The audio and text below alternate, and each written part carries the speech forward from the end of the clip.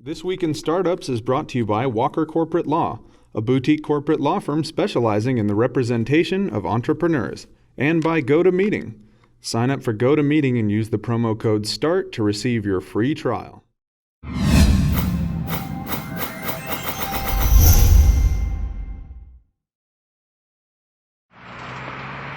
That's what it's all about, man. They said money is the root of all evil. What? Funny how it feeds my people. Yeah. We ain't gonna live like equals until we get the money, spend the money, and defeat you.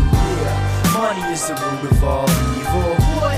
Funny how it feeds my people. Yeah. We ain't gonna live like equals until we get the money, spend the money, and defeat you.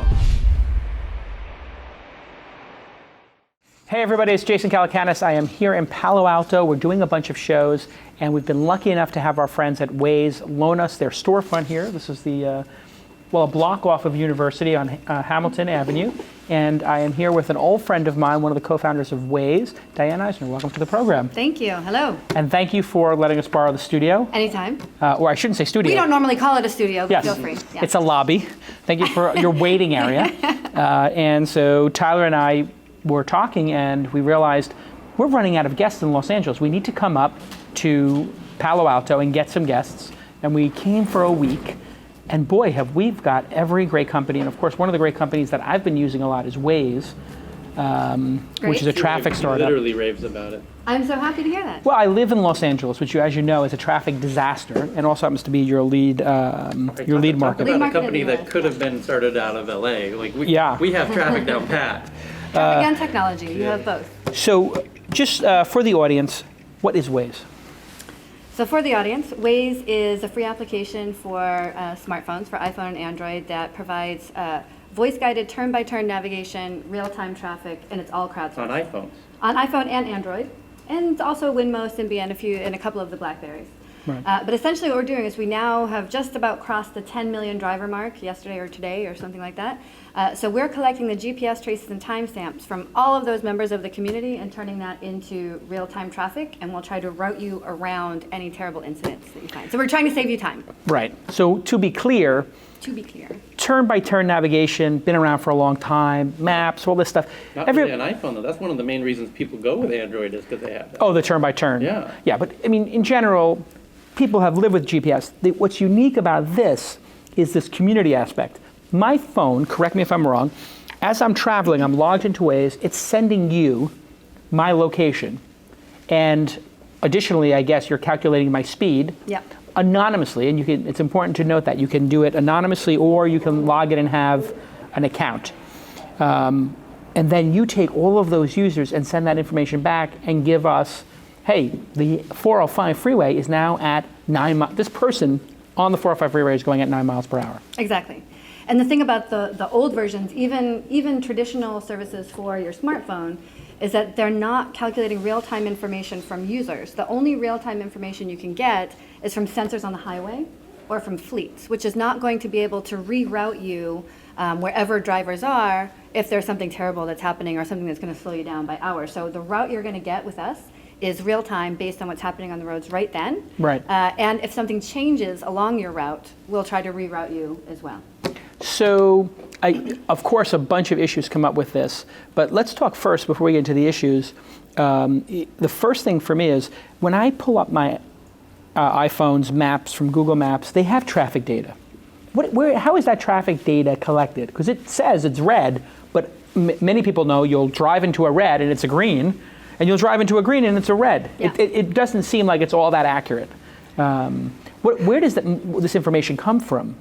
You mentioned sensors in the road. Do those really exist in a large way, or? They exist on highways. They exist on major roads, but they're expensive, so it's not really scalable for the infrastructure. And I can't speak with 100% accuracy on what Google's doing, how they're collecting their information. But from what I hear, they're collecting the information from the sensors, from fleets, and these are groups of trucks driving around. You won't know exactly how fast they're going. Right.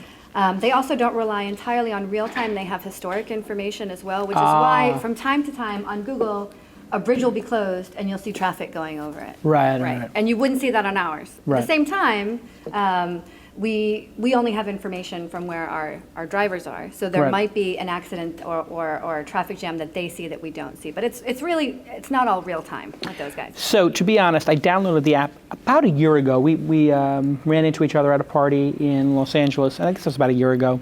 I turned on the app in Los Angeles. I was like one of 5 people using it.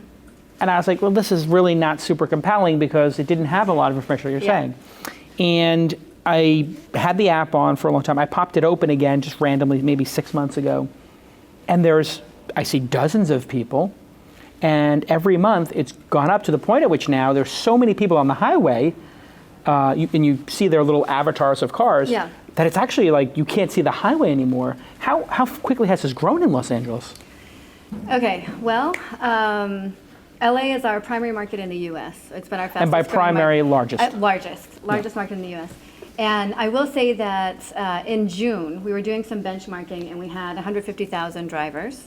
And today we have almost 500,000 drivers. So in about 6 months, we've gone from 150K to 500,000. And part of that is Carmageddon, right? Do you remember this Carmageddon yes, fiasco? Sure. Yeah, of course, because I live not far from the 405 in Brentwood. Okay, well, so there we were you go. hugely impacted by it. So Twitter had their revolutions, and Flickr had their tsunami, and we had our Carmageddon, right? Yeah. So Carmageddon for us was the unfortunate event that made you grow. The unfortunate event that made people have to turn to crowdsourcing, have to turn to one another, because there was absolutely no way you could figure out what was happening on all those alternate routes everywhere in the city. It was a 10-mile stretch affecting 500,000 vehicles. So ABC came to us and said, will you be embedded in our studios? And they were one of the folks really responsible, I think, for helping get the word out that you have to use Waze as an alternative. Wow. And then the mayor was tweeting about Waze, and we had a lot of support at that time. And actually what that did was it started our broadcast strategy. So right now we're rolling out in 12 TV stations as the vehicle for their morning traffic to show you what's happening on your commute. So that was purely serendipitous. You guys didn't say, oh, we have this great marketing idea. Let's go to local news because that's where people get traffic information. Great mistake. A great mistake. Great mistake. And now you've got a dozen of these folks lined up, or a half dozen or something? Yeah, about a dozen signed and ready to go. We're basically just trying to keep up. Yeah. And we have more and more coming to us now every day. Hey everybody, it's Jason Calacanis of This Week in Startups. I'm here with Scott Walker, who is the CEO and founder of the Walker Corporate Law Group. Welcome back to the program. Great to be here, Jason. Let's take another one of these critical issues when you're starting a company, intellectual property, IP law. This includes everything from trademarks to patents to copyright, lots of different words. But typically it goes down something like this, and I get approached by these as an angel investor. I have an idea that I've been working on the weekends while I'm working at IBM, Google, Microsoft. And I want you to invest in it. And now I'm like, whoa. Wait a second. Were you doing this on company time? Were you using the company laptop? Who owns this IP? Is the IP clean? What do founders need to know in this type of situation? How do they get themselves angel ready, fundable, when the IP was maybe created on the weekends? Yeah, no, that's a great question. There are certain mistakes that are deadly, and IP is certainly one of them. We talked about vesting previously. IP ownership, and the sad thing is, Jason, as you know, it comes up when the investors come in and do their diligence, and it's like, what the is going on here? You were working over at IBM, like you said, and doing this. So the answer is you got to sit down with a good lawyer, and it's sort of like a checklist of IP ownership issues that we need to walk through and address. And it may very well be okay. If you're not, for example, in California, if you're not using their facilities, if you're truly moonlighting and you're doing it on the weekend and it's not in their space, then you may be okay. But I mean, there are some tricky issues in there. We got to make sure that and it's like little tests that add up to the other party having a case or not. And this is what I think confuses a lot of young entrepreneurs, is that it's not black and white. There's interpretation to the law. Exactly. And sometimes you have a good relationship with your employer, you might be able to get a waiver, It's like, hey, here's what I'm doing. What is a waiver? A waiver is basically the employer saying to you, Jason, the entrepreneur, it's murky. We may have ownership rights to your IP, but we're going to waive those rights. We're going to let you go ahead and do your venture. We love you. Maybe we'll take a little equity. Maybe give us one, whatever it is. But we're not going to cause any problems. You can bring that waiver to your investor and say everything's cool. And I've had this happen multiple times here at Mahalo. I've had people say, I'm working on this project on the weekend. Right. Would you sign a waiver for me? Yeah. And then I say, do I like this employee or not? This is why it's important to be good to your boss. That's right. I usually think, and people sometimes ask, can I work on this? And they do it ahead of time. They even do a waiver ahead of time so they don't get in any trouble. Right. I'm thinking of working on this project. Right. Will you sign a waiver? Right. Or I've been working on a project, will you sign a waiver? And most bosses will be reasonable. If they're not, you really should work for that kind of boss anyway. And you need to get out of there.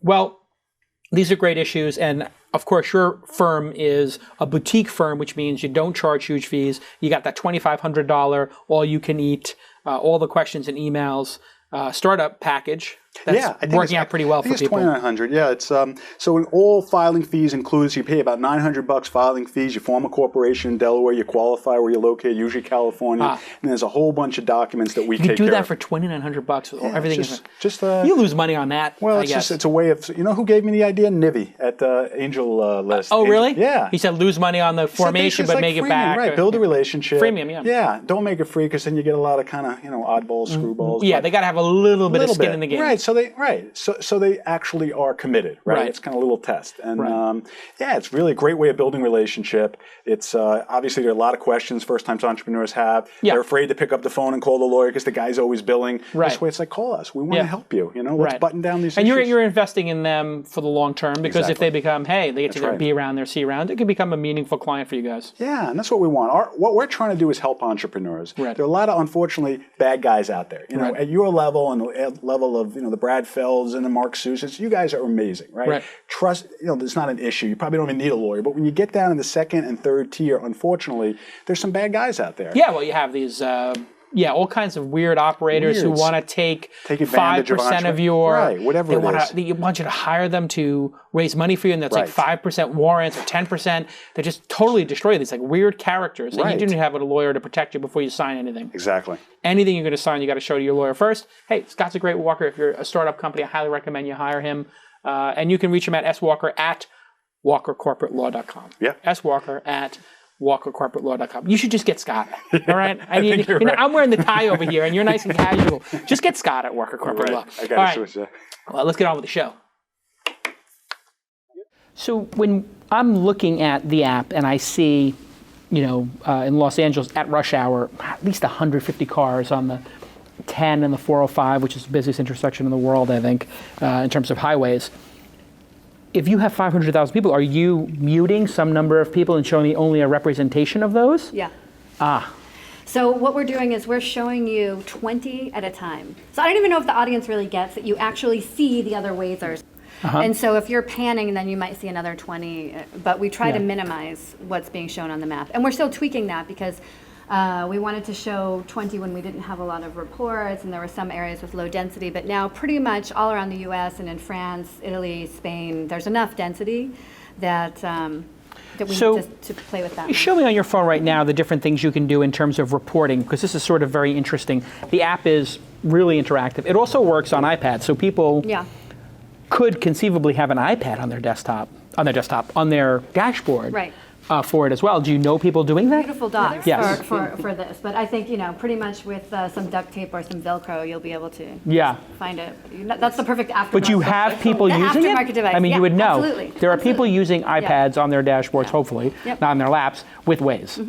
That's incredible. I saw somebody in Paris with an iPad to use navigation on a motorcycle in Paris. We did see that. Yeah. They had an iPad on their scooter. It was bizarre. So when people hit this report button, what do they see? So they hit the report button. Right. And so do you want me to back up and show that you don't have to hit the report button or not yet? You can show the new feature next, but you could so you can report on traffic, you can report on police, you can report on hazards. Yeah. And the hazards are a big one, for example, in the winter.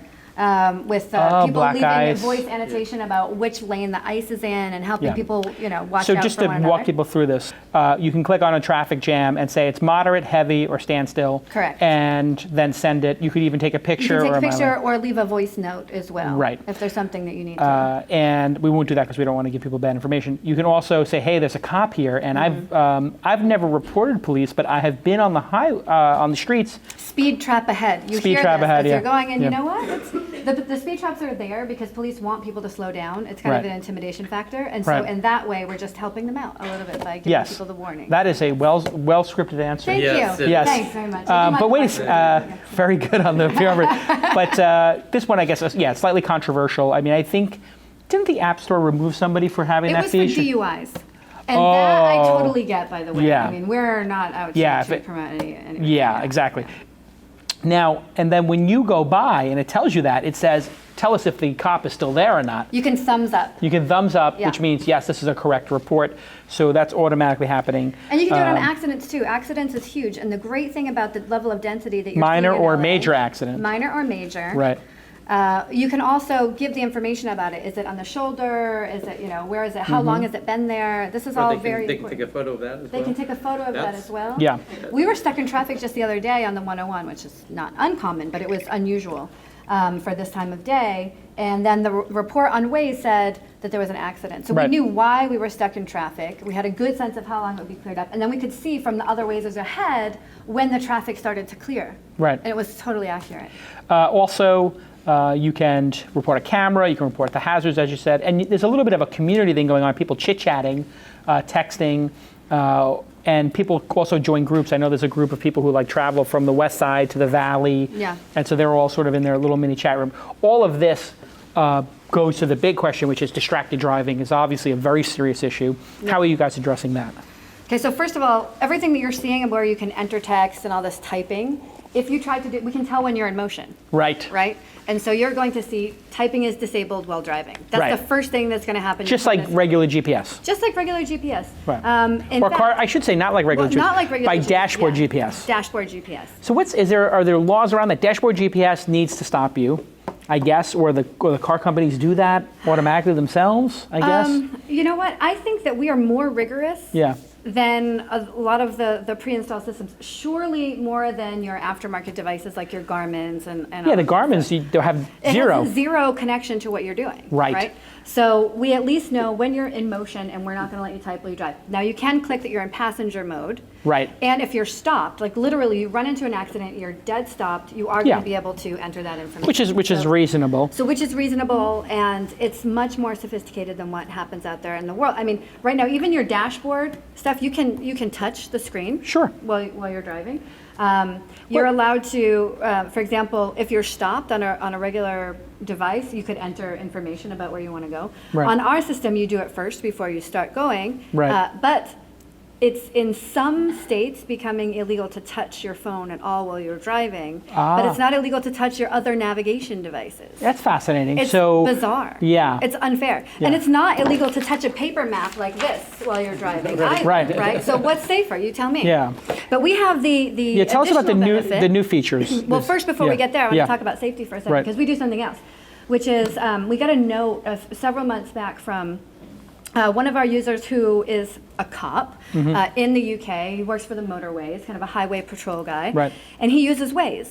And he uses it because he gets information faster on Waze than through his control Yeah, room. sure. And he believes that he got to one potentially fatal accident 10 minutes earlier than when the information came to his control room. Of course, He feels like right. he saved a life. Yeah. So, I mean, on the whole scheme of things, we're trying very, very, very hard to build a Right. service that's going to make driving more efficient, safer, reduce the tension, reduce Right. the stress.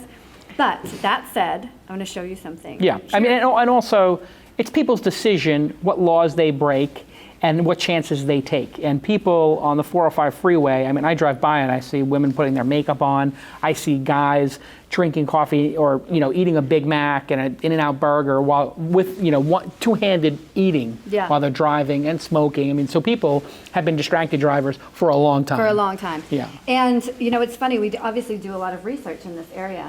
And one of the number one most dangerous things is grabbing a moving object while driving. Now, I was just trying to imagine, what is Of course. that? Grabbing your child? Like, is something falling? What is it? So Keys your or keys. your phone So if it's not locked down. Touching a device or turning the radio, or they're about equal. Right. You know, tuning your radio and these kinds of things. Anyway, we still are trying to maintain our leadership position in this, or we're making it as safe as possible. Because that is an important thing as a startup. Just, this is a program for you can't startups. just follow. You have to be out in front of it, and you guys have done a good job with that. There hasn't been any fatality or, God forbid, or major crash attributed to Waze yet. So you haven't gone through the Airbnb crisis yet. No. Of, oh my God, somebody's house got trashed on Airbnb. But if you do crash your car, you could let people know. Hey, I'm in my own accident, correct. But as a marketer, you have to think about that. Do you have a contingency plan in place? Like, if somebody dies, God forbid, or there's a major accident, somebody says, hey, Waze is responsible for this. How do you respond to something like that? I mean, first of all, it's where we try to make it very, very, very, very, very, very, very, very safe compared to anything that's out there. Sure. In terms of contingency plans, I wouldn't say that we've had too many kind of PR crises or any issues with users, but I will say that there were, I guess the closest example we have is there's a small group of Wazers who are incredibly committed. They're fixing map errors on the web. Yep. We call them the mappers, and it's probably about 5% of our entire user base. Yeah. And they were getting pissed off because we were creating all of these features and applications, tuning the app for the massive amount of drivers and not working on their tools. Right. And we waited a little bit too long to respond to it, and it was kind of a revolt on our forums.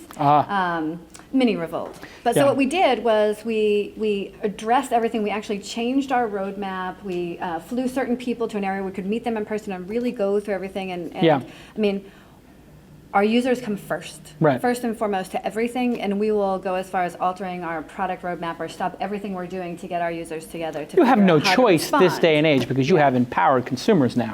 I mean, with things like Twitter and Facebook and message boards that are either sanctioned or unsanctioned, it's a different world today than it was when we started the internet business in the 90s. So we met in New York and Silicon Valley. The archaeological dig. Exactly. I mean, back then, if you didn't like a product, there was no blog to write about it. There was no recourse. I mean, maybe you could write to the company a ridiculous email, or you may be able to maybe get some press outlet to pick it up. But today, it's totally different. One upset customer, which is fantastic, by the way. Fantastic how? It's fantastic in that users actually have a chance to get what they want. Right. Particularly when you are tapping into your peers, when as a group you can really, it's great as a company. As a company, I can really see what features are people using, right? And they're speaking not just with feedback, but with the ability to track how they're using a product. Right, so you have the data plus the sentiment. Plus the sentiment. Yeah, and it does make for easier product development and an easier company to run because it's not like somebody can say like, oh, I'm the most senior person here and let's do it my way. Let's do it my way. Oh, we still do that too. You still do that, but then somebody can say like, hey, well, wait a second, schmuck, here's a bunch of data. Right. Like, okay, so we'll do it your way, but just so you know, the users will hate us and the statistics say you're making a mistake. Yeah. We still have to duke it out. It's still an Israeli company, but yeah. What's the history of the company? It was an Israeli company. I know that you're one of the sort of co-founders here. But back in the early days, before it was Waze, it was an open source project, open data project called FreeMap. Very, very similar to OpenStreetMap. And it was two guys, Amir and Ehud, super genius folks who were into maps. And actually Ehud, the current CTO and co-founder, he got a GPS device for his birthday several years ago, and he realized that the map was completely outdated. So he hacked it and started making changes. And then he got a cease and desist from the map company. So basically said, okay, I'm going to do it myself. And then we built up a capability of turning GPS traces with a community into maps. And then a natural extension of that was to take it real time, and now we have the traffic layer, and then we have the community layer, and now we have the points of interest, and it can just... What are the chances that, in one of the cars I owned, there was a little projector that would project the speed onto the dashboard? What are the chances you think eventually, Minority Report style, that Wazers will be projecting this information onto their dashboard, just looking through it and controlling it with voice and not with, hands and stuff like that? Well, basically never having to take their eyes off the road. I think it's going to happen. I mean, this is, we're not looking 10 years into the future at Waze. We're looking a year or 2 years into the future and really trying to figure out how to optimize for now. But we also work on a number of connected cities projects and a number of connected car projects where there is research being done into how, for example, what will come first is how the device communicates with the car itself. So we'll know when you're running low on gas. We'll know if you're using your windshield wipers. We'll be able to tap into the camera of the car, so you never have to take a picture. The car will do that for you and send it to us automatically. So you that will all happen before the completely new HMI in the cars. Upscale cars, very, very prototype-specific luxury vehicles will have this windshield capability prior. Yeah. Wait, you said HMI? Human-machine interface. Oh, okay. I thought this was. I thought you were referencing some new standard in cars. Some new standard in cars. No. So eventually, cars will be giving this data. Data from the car will be accessible through your smartphone? Yeah. Has that started yet? Is there a standard for that? What is the standard called? What is it? I don't know anything about standards. It started in a very prototype phase. Every connected vehicle has their own platform that they're building, right? There's the occasional, building on iOS, building on Android, but most of the, particularly luxury car companies who are doing a lot of this research are still building their own. And they're all making APIs. And they work with a very small number of developers on these kind of prototypes, and then we have to adjust ours to be able to talk to theirs. Yeah, so car apps, I mean, you guys are the first, but they'll be coming, and they'll, in some ways, be in the dashboard. I mean, do you see a time coming when Waze will be in my car when I buy it? 100% certain that it really? will happen. Does that mean you have a deal? No, we have many deals, but they're not. The question is when they're going to be freely available on the market. Completely embedded solutions, and so 2013, say some 2014. It depends on what they're building, but in the meantime, you'll have even next year aftermarket devices that will connect. We had a Pioneer App Radio, already out for iOS, will be coming out for Android, and you basically connect the phone to your aftermarket device. So you can't buy a car with it there, but you can have the aftermarket device put in, which is basically your head unit, and it connects to your smartphone, and then you can get the applications, and it will go both ways. For example, report heavy. So this is a new feature. Right. That just happened to, you happened to gesture by. Show us the gestures, All right, okay. Because this is a big thing is, nobody wants you to touch the screen. People want you to keep your hands on the steering wheel. So show us the new feature. So let me restart the app. Yeah.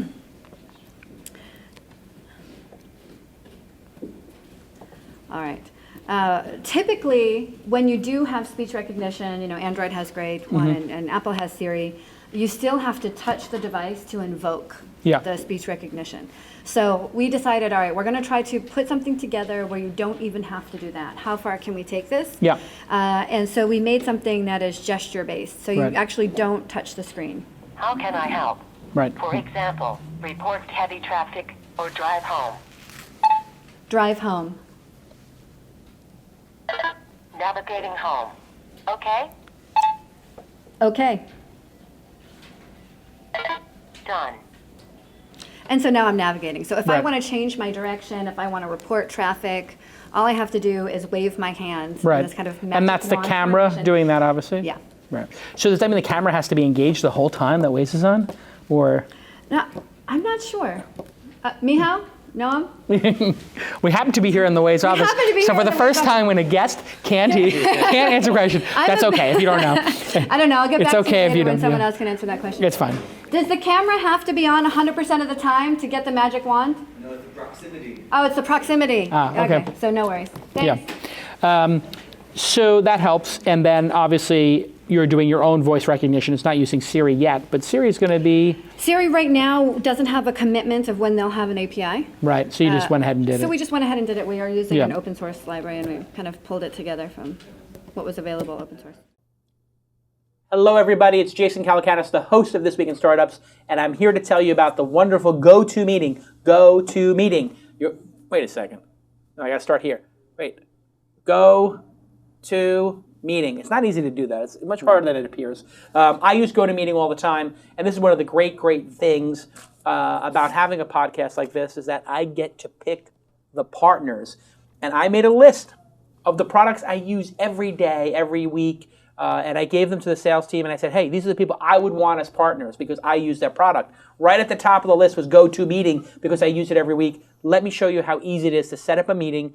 And I'm going to guarantee you it works, and it's flawless across all of the different types of browsers and desktops.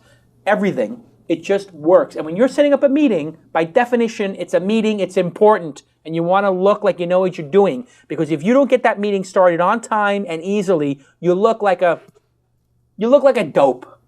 I cannot tell you how many times I've been on an angel investing call. How many times has this happened? We've been on a pitch and somebody can't get a goddamn meeting set up. And you're just like, you start feeling bad for the person because they've wasted 10 minutes. Your first impression, yeah. It's the first impression. Well, let me show you how easy it is so you don't look like an idiot when you're trying to set up an important meeting. Boom, you just go right to your desktop. This is if you got the software installed.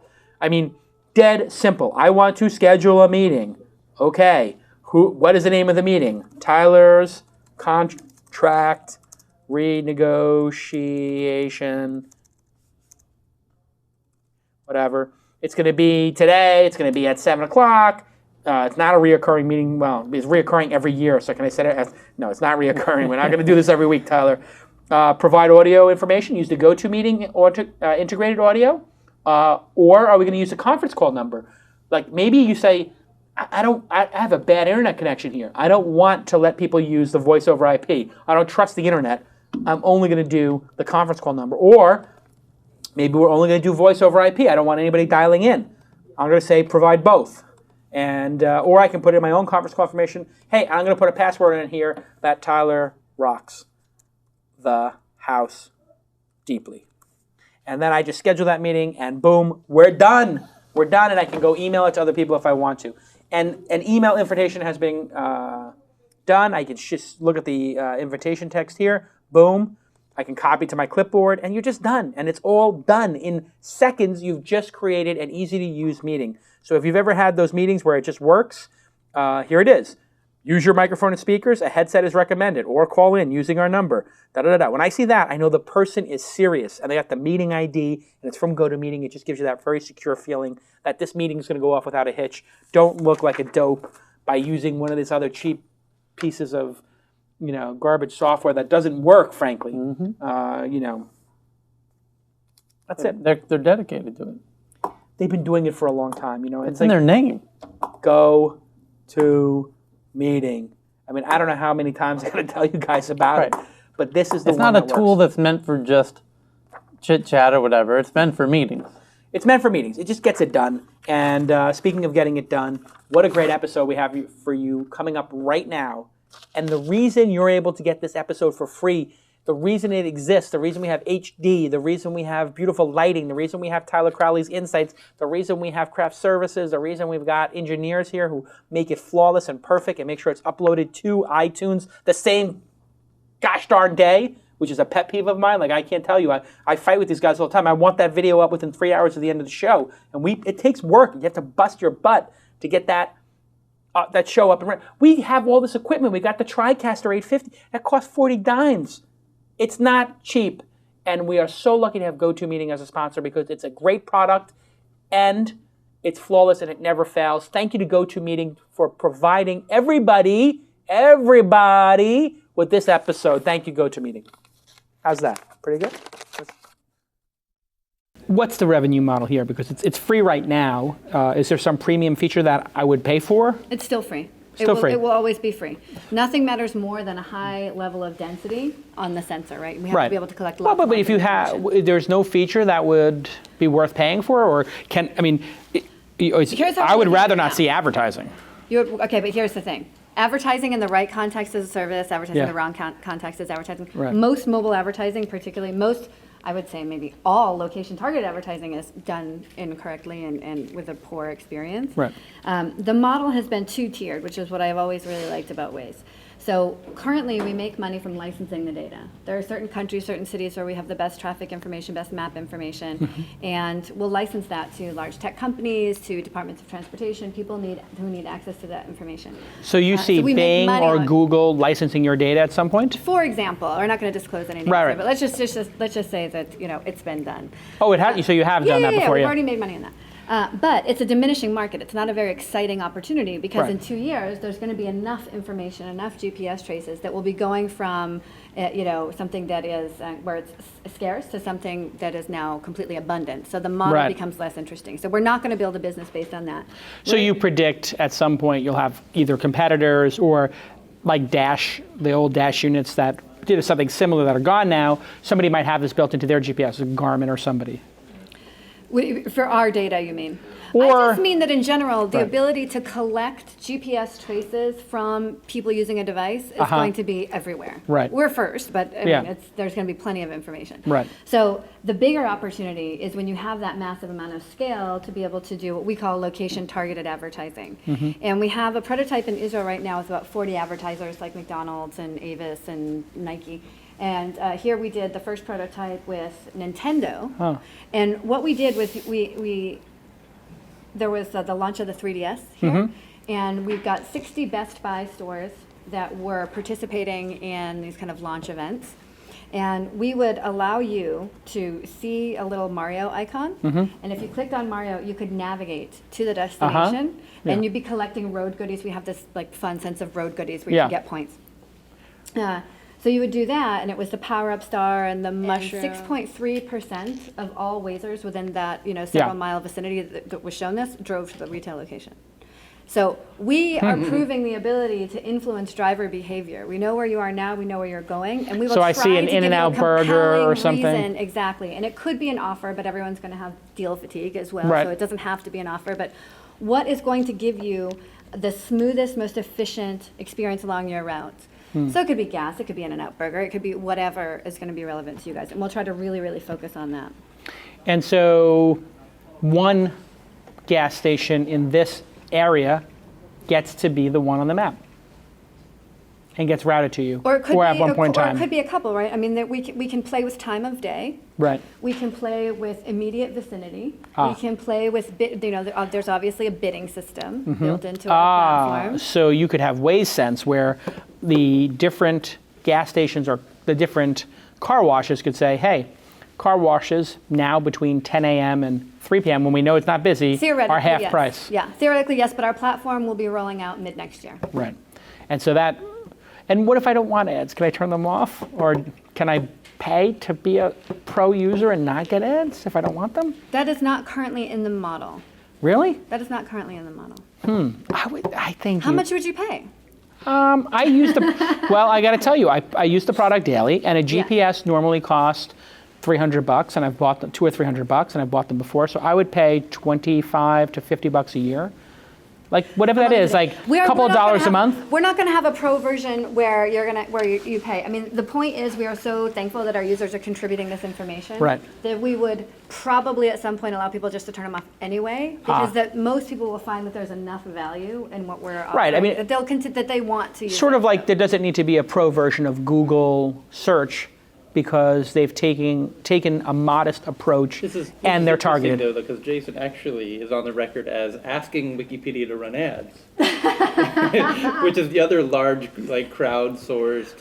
Well, I think project. that they should. If I had my druthers, to see Jimmy Whale's mug on the top of everybody's page, or you'd pay to take that. The other people at Wikipedia who I don't want mix it up. Listen, I'm not going to cast aspersions, but I will say the people at Wikipedia are not very good looking. I mean, they keep putting. No offense, but they keep putting all these like people who. Like they take terrible photography. There's no makeup. There's no lighting, and they're just putting up these poor people to be hated at the top of the Wikipedia. Everybody, you know what I'm talking about? They have Jimmy Wales at the top, and now they're putting other people. They had like a guy who looked like Jesus. Asking for money? Do you feel like no matter what it is that they're going to be asking? It's like beggars. It's like they look like beggars, and I'm like, these poor people who work at the Wikipedia are being forced to write like how much they love Wikipedia. I know you love Wikipedia. We all love Wikipedia. I know you love working there. But then they put some guy up there who looks like Jesus, and he's like, please spare some change. It feels like it's beneath the Wikipedia. Yeah. I would much rather see an AdSense box. Wouldn't you? Or I don't know if there's going to be something in between. Show me a Visa ad. There has to be something in between. Brought to you by Visa. That's fine with me. But you know what the thing is? They had it's a very wacky group of people. Everybody in, they had the whole group in Mexico, I believe it was, fork the Wikipedia because of a discussion about advertising. And they all left the project because they're all anti-corporate, because they believe that if they allow any type of ads in there, even one from a random ad network, it's potential corruption, and that they will be influenced to change pages based on the advertising. Yeah. But there are other models. I mean, look at NPR. Which is actually true. No, look at NPR. You don't think NPR is getting subsidized. There are other ways. Yes, that you but can you don't think that there is a subtle pressure on the people at NPR to steer coverage when they see, oh, this is brought to you by this car or this company, like, you got to think in the back of their heads, they're like, oh my God, we could do this I can't believe expose, I'm doing this, and I got to, and there's going to be, if I had this expose on this car company now, am I going to be as harsh about it because I know that they're paying my salary? Like, people are not stupid. I think those content people know who's paying their salary, and they want to have the appearance that it doesn't affect coverage. But I think actually on some deep level, even subconscious, it might. Even subconsciously. So hey, your last, This is interesting. You could run motorcycle ads saying you could get here in this amount of time if you're driving the new BMW motorcycle. right. Well, actually, I saw my first fatality on Waze. Somebody reported Reported a fatality. Yeah, no, it Let's wasn't just be clear. Yeah, it wasn't a We're not- Waze fatality. Yeah. It was somebody. Well, I always love when people are like, "Oh my God, the internet caused, like Airbnb caused this person. Airbnb trashed this person's apartment." It's like, no, tweakers. Tweakers found a new method. The problem with Airbnb Yes. is that they didn't handle it well and with as much did it empathy. as They they were just could have. too slow. And they eventually they did, but Right? Yeah, they just. Wasn't that I think a they were net shocked. benefit for Of Airbnb? course, I was talking to somebody yesterday, and I was like, if you were. because of the PR. Of course, it was the most free PR they ever got. So And I said, disturbing to think, but they're actually, if you Okay. were running Waze, you'd be secretly waiting for that first fatality. no, I would never. No. That's I a think person's not. life. But here's the thing: the person who, if it happened, and they leaked it to the press that it occurred, I would not be surprised. I'm not saying they did, but I would not be surprised, because A special guest. we have our on the show. well, we knew it would happen at some point. I would not be surprised if, not in their case, but if somebody were to get a lawsuit like that and then leak it and say like, wow, this would be great PR. Because I remember I've had people threaten to sue me like in Gadget days or the Autoblog days, and I always say the same thing. So, would you? And they're like, I'm sorry, what do you mean? I'm like, well, you said you were going to sue us because we released the stuff, but if you do that, it will get us into the Wall Street Journal, and we really need some more advertisers. So would you do that? And then we'll take the post down after we get into the. And they're like, no, we're not going to do that because we know what you're doing. But I mean, look at Facebook. I mean, it's the most. Right, their privacy. I'm not saying it has anything to do with their success. Their success is their own. But you have to think all of that bad PR from the lawsuits only net benefits. I mean, I'm sure my dad learned about Facebook from that. one of those lawsuit stories, or something in the paper. Well, then Apple and the collection of the GPS traces and not being transparent about it, that was a benefit for them as well. Yeah. Well, I get to a point until it becomes, until it starts working against you. Hey, you're a serial entrepreneur. Last company, Palatial, was doing what? What was the attempted? What did you attempt to do? Was the first product on the web to allow people to create maps that were meaningful to them, personal maps. So 20 million people or so that were making maps about local food, architecture, protests, these kind of things. And it didn't work out. Depends on what you mean by didn't work out. Not to do another PR spinny thing, but Right. I just want to say that I'm so grateful for that experience because there's a show 20 million people Right. trying to democratize maps Right. in a way that hadn't been done before. It was my hippie vision at the time. Right. And in that way, it created a kind of a legacy and created a new norm. Right. From a financial perspective, it was baloney. But, It's part of being an entrepreneur. You win some, you lose some. And are you the kind of entrepreneur who went to, not to diss on Harvard Business School, but who went to do that because you're there to create specifically new economic models? Right. Or are you driven by the need to see new products enter the marketplace? Right. And the trick is to balance them. Right. You want to have some financial, you don't want it to be Yeah. an art project. Exactly. But you don't want it to be just a pure commerce, Yeah. like we're going to just But absolutely. in those days, I Yeah. think I was thinking more about an art project or product than I was thinking about it as a complete business. And I think that, live and learn. I know a lot more about it now. And also, I love working with Israelis. Is that the takeaway? But the takeaway Why? is if you're What's if you're a hippie product person that's into big vision and big mission, complement it with some Israelis. Really? Yeah. A sprinkle of it. Why is that? Just What is it about Okay, the Israeli engineering entrepreneurial engineering spirit? teams that are not intimidated by big, hairy projects and can execute, right? So you can have big thinking technologists who can also get stuff done on a daily basis. It's incredible. Right. And a very, very rational look at, it's fine to make lots of money, or I really, I love it. It's a good team. Yeah. Very good team. It's amazing. We have more Execute. more applications for the launch conference and for TechCrunch 50. I would say Israeli startups were always the second. What By was far third? the biggest international. Yeah, by far the biggest international by magnitude, even more than coming out of like London or, Oh, yeah. I don't know, Japan, Korea. It's amazing, yeah. The problem is that they haven't had a very smooth finish, right? They're not necessarily good. The branding is not good. The marketing is But not also good. the feel of the product, the experience of the product. So I think the combination of Silicon Valley and Israel that you see happening now is Right. going to make for some, I mean, Waze being, a modest early step, but Right. huge. No, Waze is a huge fantastic products. brand. It's tight. It's well designed, and also the technology is great. And every year I speak to Yossi Vardy's like delegation of Israeli companies that comes to Los Angeles, and I just did it last week or the week before. The Israel conference or whatever. The Israel conference. Yeah. They come through, and there's 20 of them. You know it's pay to play. That one is? Yeah. Oh, I didn't know that. Yeah. Well, that's sad. Yeah. Well, actually, I like the delegation too, Yeah. and I love Yossi, but yeah. I think that they were.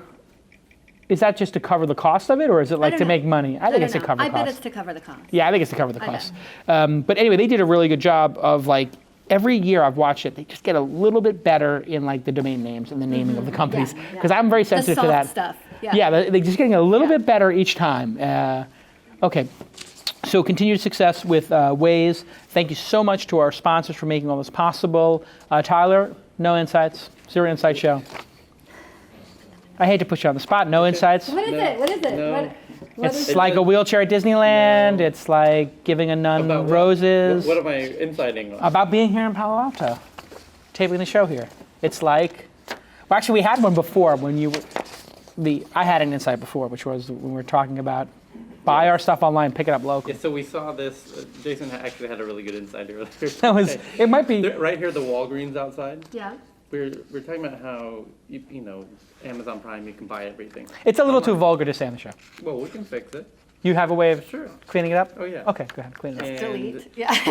and I was saying how this is the craziest. Oh, so the Walgreens says, buy online and pick up here. And I was like, this is the craziest like counter. Backwards. Yeah, it's like your market. This is your solution to compete with Amazon. Is you Yeah. can Right. buy it online and pick it up here. That's absurd. And Jason goes, yes, it's like wiping your butt and then taking a crap. Yeah, Yes, basically. yes. It's absolutely bizarre. Like what Or you're it's gonna- also like Amazon opening retail shops, which right, which I did which- speculate, yeah. Yeah, which I just. But read I here. think that see, this is what I think is going to happen with the Amazon retail shops, if it's true. Who knows? But I got a pretty good source, and I'm sure they've considered it many times anyway. So Yeah. a lot of times these rumors happen because people consider things, and then they do a little research, and then And then they they go kill it, away, and then they somebody come finds out about the back, and research. yeah. Like the Apple TV, that's a project that's been going on for almost a decade inside of Apple. And so everybody keeps hearing about it, but they might be hearing about information that's old. But I think, imagine they just had a space with 10 Genius bars. One for shoes, one for gadgets, one for laptops, one for TVs, whatever, cameras, the things that are hard to make a buying decision on. Just the top 10 most difficult things, and you just went in there, and there's an expert or two on each bar. Not and a bad idea. you just sit there and talk to them, and you take a number, and they say, yeah, come back, or we'll text you when you're ready. And you just come through. Yeah, here it is, no pressure. And if you want to buy it, we probably have the best price. You don't have, you can Yeah. either, you can buy it on your tablet, you can buy it here. If it's small enough, maybe we have a couple under the counter, but don't worry about it. And if you don't want to buy it here, don't worry about it. I mean, that's like what it. Best Buy is essentially now become the. Do you the- trust it? There's I know, but maybe I'm saying something best- inherent about trust there, though. Yeah, absolutely. And Why do I trust the Apple geniuses and not the Right. Best Buy guys? because the Apple geniuses are not connected They're in not any way to the incentivized. sales Yeah. team. And so if they disconnect the sales effort from it, but somebody told me the other day, they're like, Best Buy is the Amazon showroom. And I said, that's exactly what it is. Yeah. And now that if you go in there and you use the scanner and you scan with the Amazon app, they give you 5% off because you scanned it. Someone's got to make that hit. That has Someone's to- got to make a viral video of going into Best Buy, standing next to the sales clerk. Oh, that'd be hysterical. and then, like, we should. scan. Don't we have those? We have those glasses. We should go in. We should go in What there. glasses? Spy glasses? Yeah. No, we have spy Recording. glasses. We have Yeah. recording glasses. So does my son. Yeah. Yeah. Really? Yeah. It's got video Yeah. as well, video and photo, Right. depending on what, yeah. So we should go in, and then we should just have an iPad with us, Yes. and we'll send you in. Yes. We'll do this as there'll be a new aspect to I'm this looking week's at service. TVs, yeah. It'll be like a new skit we do, which will be send Tyler into a store, and we do send you in, that. and we have like 3 or 4 people doing Yeah. it, and then you should go in with an iPad and say, "Do you have which TV is the best?" And the person goes, "Oh yeah." You go, "Oh okay. How much does that cost?" "Oh really?" Because look, Amazon has that for like this price. I should just. I mean, is it it's really your favorite? Because I'm going to order it right It's now free shipping. because it's really good. I'll just get it sent to And just see what they ask say. him, how much is shipping for this? To my How much is house? shipping? Yeah. Like, oh, really? Because I can get it. I have free Amazon shipping Prime. here. It's free I think I'll shipping. just get it right Yeah, I here. guess I do. But hey, before I buy it on Amazon, can you tell me, does it have this feature? Because it's very important to me. Yeah. And then see how many keep features you going. can ask them about. Yeah. Like, so it will work with my Blu-ray player, right? Because I'm going to buy it now. I don't Right. want to have buyer's regret. Right. And you just take them through that. That would be so funny. And we'll see how many seconds you can have before they kick you out of the store. Yes. No, Holiday Go to a shopping different was this department. Go to the weekend washing tech. machine department. Yeah. Go to all of Right, go to yeah. washing machines, just do it like over and over and see if they talk to each other. Yeah. Okay, anyway, thank you for helping out in the production meeting here. And thank you to our sponsors. Through our sponsors and partners, all good things in life are possible, including the show. Thank you, you guys for partnering with us to bring great entrepreneurial stories that otherwise just wouldn't have been told to the 100,000 people who download the episode. Isn't it amazing there's 100,000 crazy. people? You know, it takes like 2 or 3 weeks for that to happen. How many days can you go without someone coming up and saying, "I love this show"? I was in the I learned so urinal. much." I was in the bathroom at San Francisco, and the guy literally in the stall next to me looks over at me, and he says, "I love your show." You know, I'm like this, and I just, You sure he was talking about the web episode? I hey-oh. don't want to know what other show. And I said, there was no other show going on. It was This week in the bedroom. I yes, don't wanna no, know. it was this week in the urinal. I don't know. And I said to him, thank you so much. It means so much to me. And can I tell you, if I'm ever at the urinal next to you, take a moment to tell me about your startup. Take a moment to tell me you watch the program. Tell me your favorite episode. Tell me your favorite insight. I cannot It's a good get. time to pitch him. as I- well. let me tell you something. Yeah. The thing that frustrates me most is when somebody says, I was sitting next to you on a flight. Somebody was sitting next to me on a whole flight, and they said I was too embarrassed to say hi. Oh, that's. And I'm like, bummer. say Yeah. hi every time. Like, I want to talk to people. I'm lonely. Well, I like to meet new people. The new elevator. Stop me on the street. The new elevator pitch is what's called the piss pitch. The piss pitch, is that what it is? When you're in the- Yeah. I see, Yeah. okay, It's a yeah. The 47 I wonder second how pitch. women would do that. How do you pitch? Yeah, that's the, like, can you spare a square? You know, like, can you spare some, under the stall, you have to kick the person in the. Yeah. You have to know what shoes they're wearing before they go in, if you're going to follow them into the stall. Anyway, this took a very weird turn. We'll probably edit this. We're probably going to edit this On out. that note. People don't know. Di-Ann, we met. Thank you. When did we meet? We met, 1995, 96? I want to say that we met at Paper Magazine. At Paper Magazine. That's right. You, Where I started my column. where you started your column. Yeah. It was a tech column. It was Cyber 100 million years ago. Surfer, yeah. So, yeah, that's Cyber what it was. Surfer. And I was doing this, hosting this digital art gallery Yeah. something, Yeah. and I met you that night. I remember that. Digital Art Gallery And something then in New York. I was at Site Specific, and at very first issue of Silicon Alley Reporter. I dropped off. You came. He used to hand deliver this. Some people say, "Oh, Jason, he's so, all those things they Yeah. say. Insert word here." And I was like, you know I what? actually don't know, but okay. He's earned it. He has worked his butt off. I put my time in. He put his time in. He made them by hand. He delivered them in a shopping cart. And it I was literally awesome. had a luggage cart because I couldn't. Yeah. I ordered like thousands of copies of the first issue and the second issue, and then I tried to ship them, and UPS was like, "It's gonna be $10 to ship this," and I said, "What?" It cost me 25 cents to make it. I was like, "They're around the corner," so I put 500 issues, But and I ended up being walked. great for marketing because Yeah. he had the support of every single company in Silicon Alley. I walked to each office. I'd come in, I'd say, "Hey," to the receptionist, "I'm here to drop these off." They'd say, the PR person wants to talk to you. And I'd say, I got to get these things dropped. And they'd say, okay. And then I would drop the stuff off. And I always carried a tape recorder. And then the CEO would come out. And they'd say, can we talk for the next issue? And I'm like, yeah, but I got to deliver these things. And they'd be like, they would look at me like, you idiot. You're the editor and CEO of the magazine. Like, shouldn't you have somebody else doing this? I couldn't afford anybody else to do I it. respect that. I love that. That's one of I love those stories. All right. Anyway, this has been an amazing episode, Yeah. an amazing. Everybody go download Waze. It is the most amazing app. I would say at this point, it is the most used app on my phone. Literally, because So happy. I commute for 10, 15 minutes to work and then 20 minutes home. It's literally saved me 5 minutes a day, 10 minutes a day, every day, consistently for 6 months, which, to be honest, is 10 more minutes I spend with my family. Yeah. And that's really important. I mean, I think it sounds goofy, like, oh, it's a noble mission. It is a noble mission to get people the hell out of traffic and to route them, safely home. And so I thank you for that personally. And we'll see you all next time on This Week in Startups.